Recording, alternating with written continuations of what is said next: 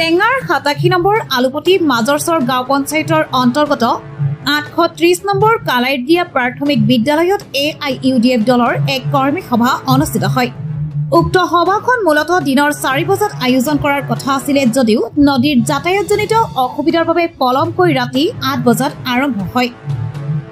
সভাখনত মুখ্য অতিথি হিচাপে উপস্থিত থাকে চেঙাৰ বিধায়ক আশৰাফুল হুছেইন। আগন্তুক 2026 চনৰ বিধানসভা নিৰ্বাচন লক্ষ্য ৰাখি দলটোৰ সাংগঠনিক শক্তি বৃদ্ধি আৰু বিকাশ অভিযানৰ অংশ হিচাপে এই কৰ্মী সভাখন অনুষ্ঠিত হয়। উক্ত কৰ্মী সভাখনৰ আৰম্ভণিতেই অসমৰ সংগীত জগতৰ কিংবদন্তি জুবিন গাৰ্গৰ অকাল মৃত্যুত শোক প্ৰকাশ কৰি উপস্থিত সকলো ৰাইজে 1 মিনিট সময় মৌন প্ৰাৰ্থনা কৰা পৰিলক্ষিত হয়।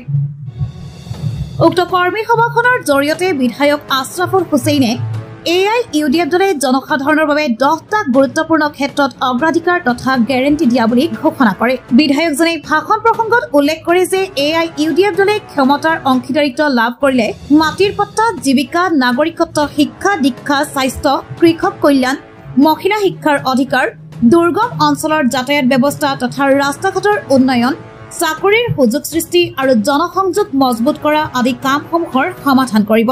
বিধায়কজনে কয় যে স্বাধীনতাৰ পিছৰে পৰাই যিবিলাক সুযোগ সুবিধাৰ পৰা দীৰ্ঘদিন ধৰি জনসাধাৰণে বঞ্চিত হৈ আহিছে, AIUDF দলে সেই সকলোবিলাক সুযোগ সুবিধা তথা সমস্যাৰ স্থায়ী সমাধান কৰিবলৈ বদ্ধপৰিকৰ। বিধায়কজনে অতি স্পষ্ট ভাষাৰে কয় যে AIUDF দলটোৱে আগন্তুক নিৰ্বাচনত জনসাধাৰণৰ সকলো বিষয় তথা সমস্যাক লৈ এক জনজাগৰণমূলক অভিযান অতি তীব্ৰতৰভাৱে আৰম্ভ কৰিব।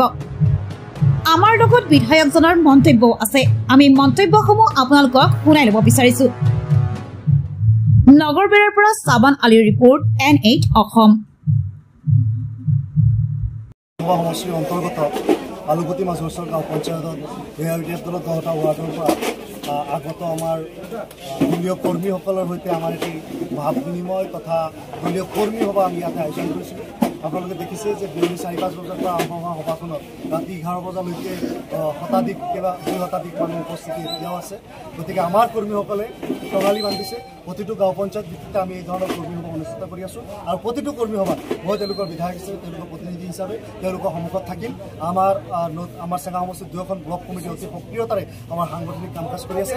সাংগঠনিক শক্তি বিকাশ অভিযান নামৰ যি অভিযান আমাৰ দলৰ পৰা লঞ্চ কৰা হৈছে 2026 নিৰ্বাচনক কেন্দ্ৰ কৰি আৰু 2026 নিৰ্বাচনত কেন্দ্ৰ কৰি যি প্ৰগ্ৰাম লঞ্চ কৰা হৈছে, প্ৰগ্ৰামৰ কাৰণে আমি সাংগঠনিক কাম কাজখিনি চলাই আছোঁ আৰু AIUDF দল আমি যুঁজি আছোঁ আৰু নিশ্চিতভাৱে আমাৰ জয় কৰিম। AIUDF দলে 10টা গ্যাৰাণ্টি ইতিমধ্যে আমাৰ প্ৰতিষ্ঠা দিৱসত ঘোষণা কৰিছে।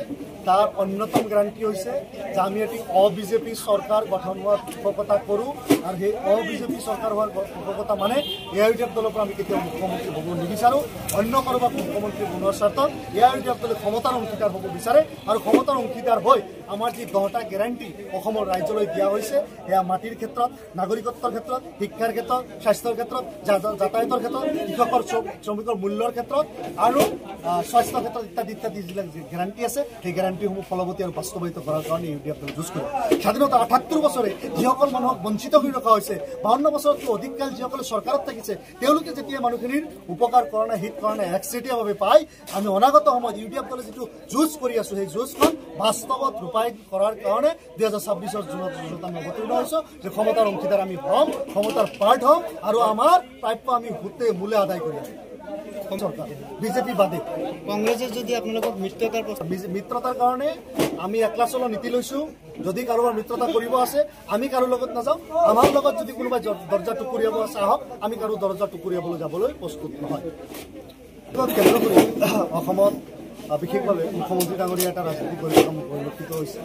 মুখ্যমন্ত্ৰী ডাঙৰীয়াই এজন মুখ্যমন্ত্ৰী হিচাপে যি ধৰণৰ কৰিব লাগিছিল তাতকৈ যেন অকণমান বেছি হৈছে আৰু জুবিন গাৰ্গক আমি এটাই বিচাৰিম, তেখেতে ন্যায় পাব লাগে আৰু অসমৰ জনগণক হয় মুখ্যমন্ত্ৰীয়ে জনাব লাগে যে জুবিন গাৰ্গক হত্যা কৰা হৈছে নে হোৱা নাই। আৰু মুখ্যমন্ত্ৰীৰ পৰা স্পষ্ট কথা, তেখেতে তদন্তই কৰিব নে কি কৰিব আমি নাজানো, কিন্তু জুবিন গাৰ্গক যদি হত্যা কৰা হৈছে তেনেহ'লে আমাক ন্যায় লাগিব। আৰু জুবিন গাৰ্গক তাতে লৈ যোৱা শ্যামকানু মহন্ত আৰু তেওঁলোকৰ পৰিয়ালৰ সৈতে মুখ্যমন্ত্ৰীৰ ঘনিষ্ঠতা, এই কথাটো স্বীকাৰ কৰাত কি অসুবিধা আছে? স্বীকাৰ কৰি দিয়ক মুখ্যমন্ত্ৰী। আৰু এই ঘনিষ্ঠতাৰ কাৰণে অসমৰ ৰাইজে মুখ্যমন্ত্ৰী ডাঙৰীয়াক বেয়া পাই আছে।